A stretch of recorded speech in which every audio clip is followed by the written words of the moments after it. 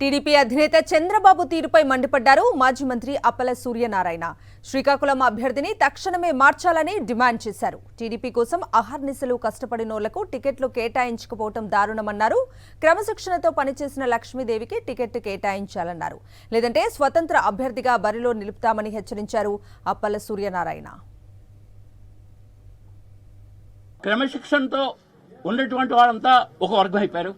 క్రమశిక్షణ లేకుండా మా ఇష్టం మాకు ఎవరు ఏమి డిక్టేట్ చేయలేరు అన్నటువంటి వాళ్ళు ఒక వర్గం అయ్యారు.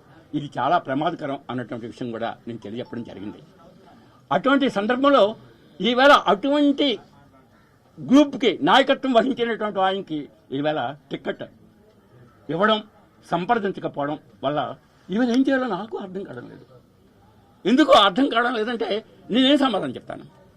క్రమశిక్షణతో మీ అంతా ముందుకు వెళ్ళి పార్టీ కార్యక్రమాలను భుజాన్ని వేసుకొని కష్టకాలంలో ఉన్నప్పుడు మీరంతా చర్య తీసుకుంటే తర్వాత పరిణామాల్లో పార్టీకి ఊపిరి వచ్చింది అన్న సందర్భంలో అసమ్మతి మేదేసుకొని ఈ విధంగా కార్యక్రమాలు చేసి పార్టీ కార్యక్రమాలకి భగ్నం కలిగించినటువంటి వారి మీద అచ్చినాటికి రిపోర్ట్ ఇచ్చినప్పుడు కూడా మాకు మీరేం చేయలేరు అన్నటువంటి ఒక ధోరణితో ముందుకెళ్ళే వాళ్ళకి ఈవేళ టికెట్ ఇచ్చేటప్పుడు నేనేం సమాధానం చెప్పాలో నాకు కూడా అర్థం కావడం లేదు.